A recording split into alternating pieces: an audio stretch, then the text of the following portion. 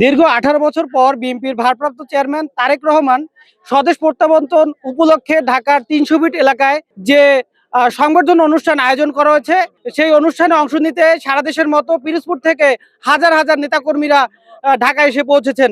আমার ঠিক পিছনেই দেখতে পাচ্ছেন পিরোজপুরের ২ আসনের বিএনপির মনোনীত সংসদ সদস্য প্রার্থী আহমেদ সোহেল মঞ্জুরের নেতৃত্বে হাজার হাজার নেতাকর্মী এখন ঢাকায় পৌঁছেছেন। তারা এখন রয়েছেন পূর্বচর কাঞ্চন ব্রিজ এলাকায়, তাদের 3টি লঞ্চ এসে পৌঁছেছেন। এখানে আমরা দেখতে পাচ্ছি হাজার হাজার নেতাকর্মী উপস্থিত রয়েছে। আমরা এখন কথা বলবো বিএনপির 2 আসনের মনোনীত সংসদ সদস্য প্রার্থী আহমেদ সোহেল মঞ্জুরের সাথে।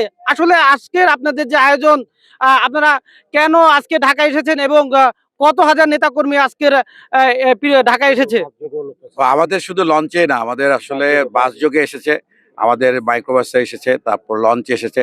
আমাদের পরিকল্পনা তো অনেক ছিল, তারপরে মাসাল্লাহ আমরা লঞ্চে প্রায় 1000-10 লোক আসছি, 3টা লঞ্চে, তারপর বাসেও করে আসছে।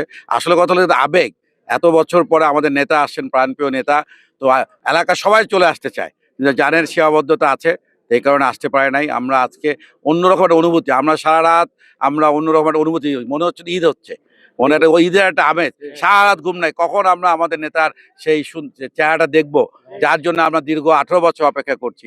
সেই জন্য আমরা আল্লাহর কাছে শুকরিয়া, উনি সুন্দরভাবে অবতরণ করতে পেরেছেন।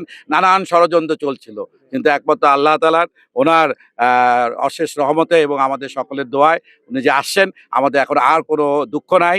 আমরা জানি, আমরা বিশ্বাস করি ওনার নেতৃত্বে আমরা বাংলাদেশকে একটা অন্য পর্যায়ে নিয়ে যাব, যে বাংলাদেশে কোনো সন্ত্রাস থাকবে না, দুর্নীতি থাকবে না, কোনো ধরনের অপপ্রচার বলেন এবং অপসংস্কৃতি, এবং সর্বশেষে বাংলাদেশকে পৃথিবীর বুকের উন্নত দেশে আমরা পরিণত করতে পারবো ওনার নেতৃত্বে। এবং বাংলাদেশের যে গণতন্ত্র, যে সরকার করেছিল করেছিল, সে গণতন্ত্রকে ইনশাল্লাহ আমরা 12ই ফেব্রুয়ারিতে দেশের আপামর জনসাধারণ ধানের শীষে ভোট দিয়ে আমাদেরকে রাষ্ট্র ক্ষমতা আনবে, এবং 31 দফার মাধ্যমে আমরা দেশে যে বিনির্মাণ করার জন্য আমাদের এই ইনশাল্লাহ আমরা সেটা করতে পারবো। আর সকল ষড়যন্ত্র ভেদ করে আজকে যে গণজোয়ার এসেছে, এবং প্রতিটি থানায় আমাদের যে সবার মধ্যে যে উৎসাহ উদ্দীপনা, যতই ষড়যন্ত্র হোক, ইনশাল্লাহ আমরা সেই ষড়যন্ত্র অতিক্রম করে আমরা নির্বাচনে অংশগ্রহণ করব।